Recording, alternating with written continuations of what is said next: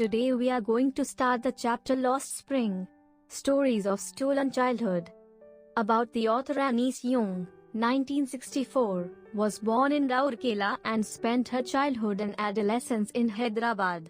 She received her education in Hyderabad and in the United States of America. Her parents were both writers. Anees Young began her career as a writer in India. She has been an editor and columnist for major newspapers in India and abroad, and has authored several books.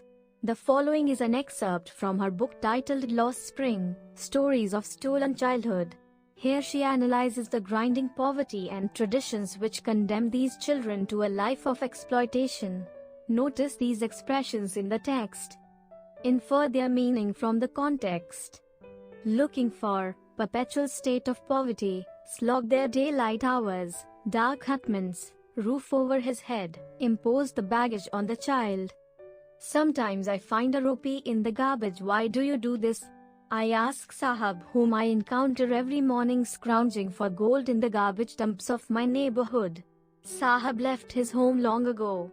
Set amidst the green fields of Dhaka, his home is not even a distant memory. There were many storms that swept away their fields and homes, his mother tells him. That's why they left, looking for gold in the big city where he now lives. I have nothing else to do, he mutters, looking away.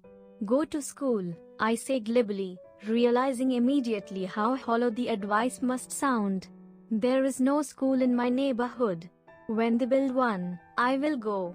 If I start a school, will you come? I ask, half joking. Yes, he says, smiling broadly. A few days later I see him running up to me. Is your school ready? It takes longer to build a school, I say, embarrassed at having made a promise that was not meant. But promises like mine abound in every corner of his bleak world. After months of knowing him, I ask him his name. Sahabi Alam, he announces.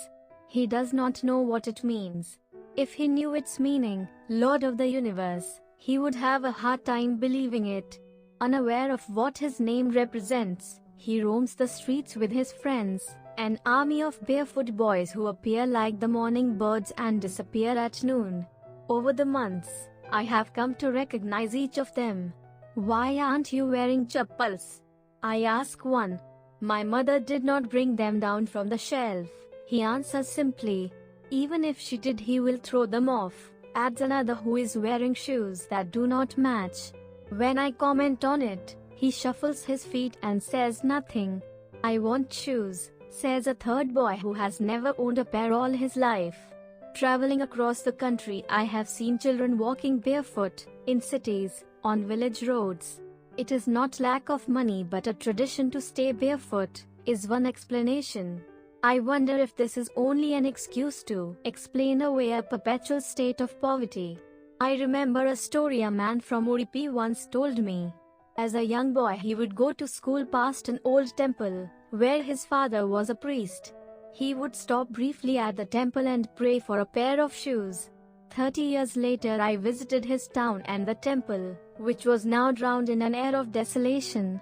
In the backyard, where lived the new priest, there were red and white plastic chairs. A young boy dressed in a grey uniform, wearing socks and shoes, arrived panting and threw his school bag on a folding bed. Looking at the boy, I remembered the prayer another boy had made to the goddess when he had finally got a pair of shoes. Let me never lose them. The goddess had granted his prayer. Young boys like the son of the priest now wore shoes.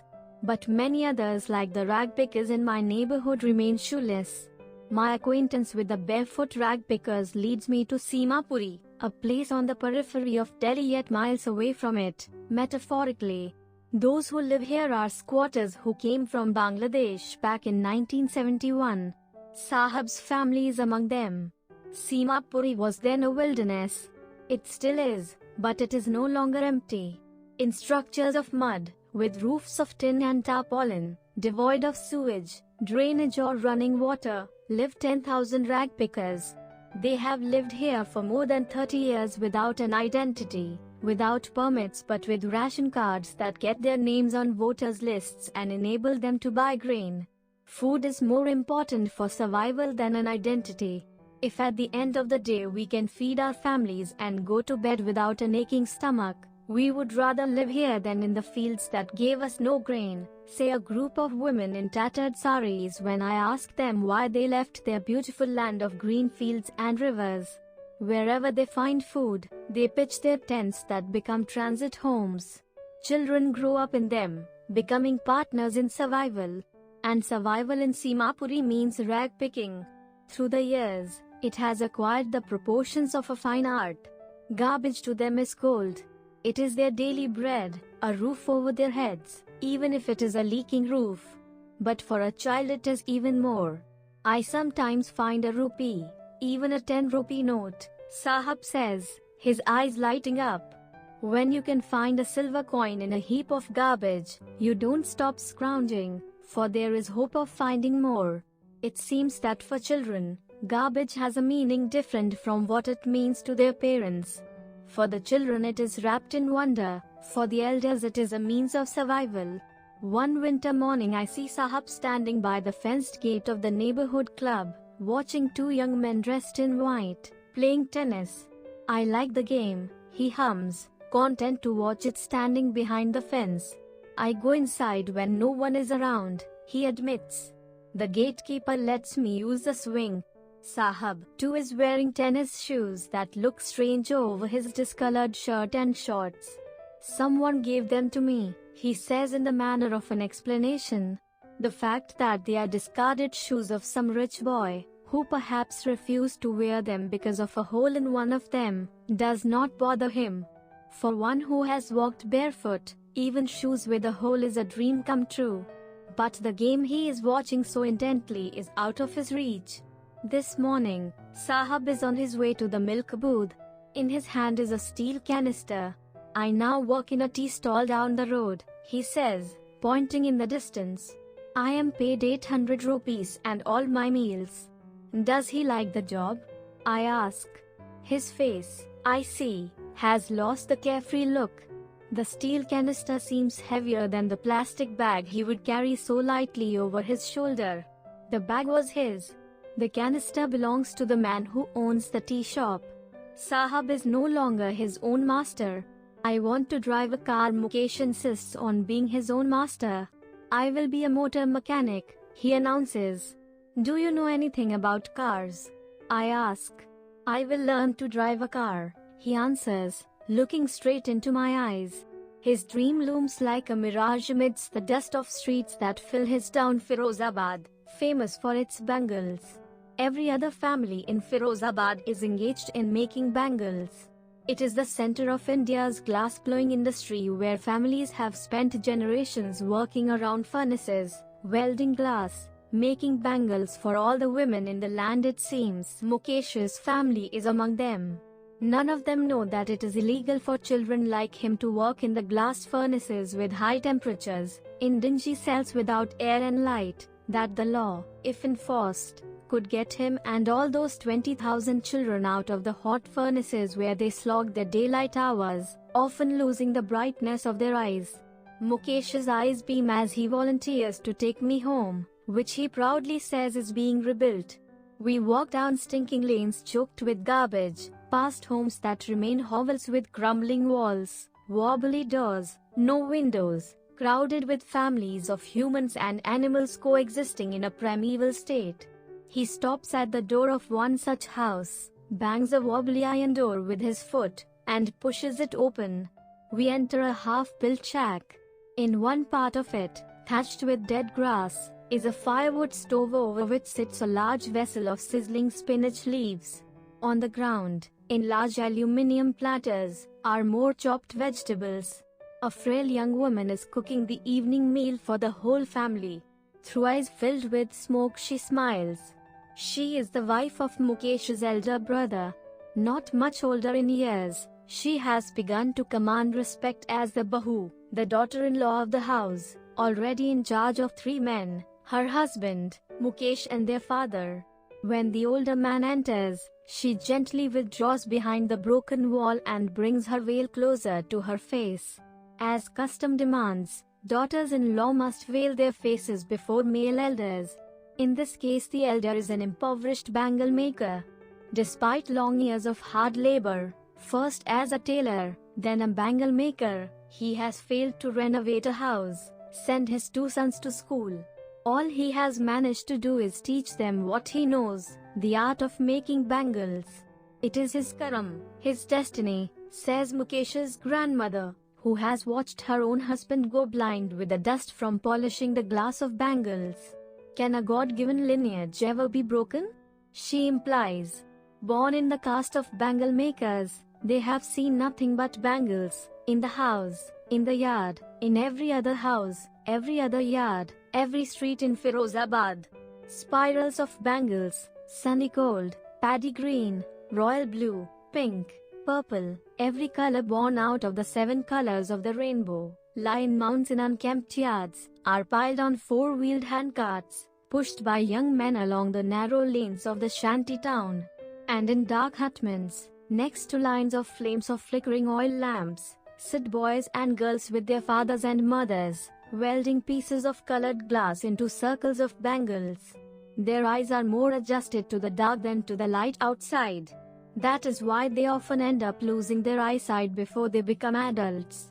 Savita, a young girl in a drab pink dress, sits alongside an elderly woman, soldering pieces of glass. As her hands move mechanically like the tongs of a machine, I wonder if she knows the sanctity of the bangles she helps make. It symbolizes an Indian woman's suhag, auspiciousness in marriage. It will dawn on her suddenly one day when her head is draped with a red veil, her hands dyed red with henna, and red bangles rolled onto her wrists. She will then become a bride. Like the old woman beside her who became one many years ago. She still has bangles on her wrist, but no light in her eyes.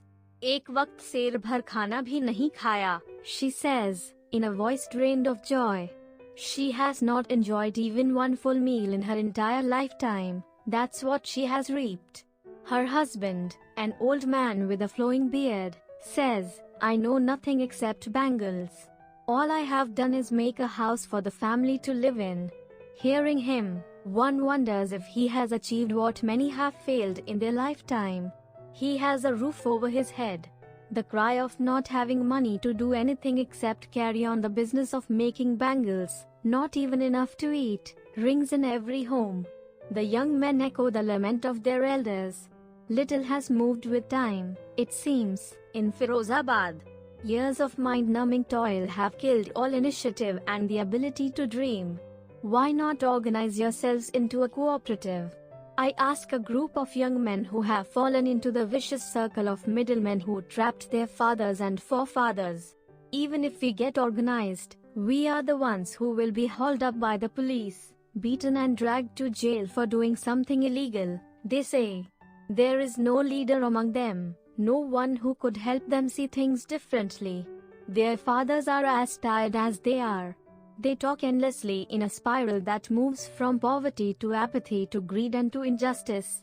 Listening to them, I see 2 distinct worlds, one of the family, caught in a web of poverty, burdened by the stigma of caste in which they are born, the other a vicious circle of the sahukars, the middlemen, the policemen, the keepers of law, the bureaucrats and the politicians.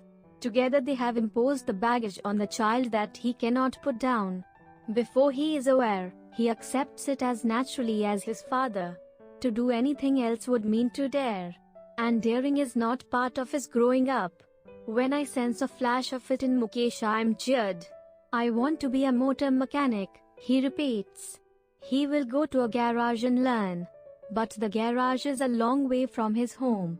I will walk, he insists. Do you also dream of flying a plane?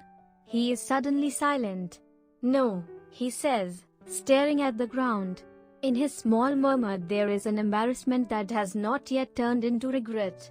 He is content to dream of cars that he sees hurtling down the streets of his town.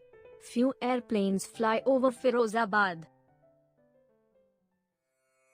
For more updates, subscribe to our channel and enjoy learning.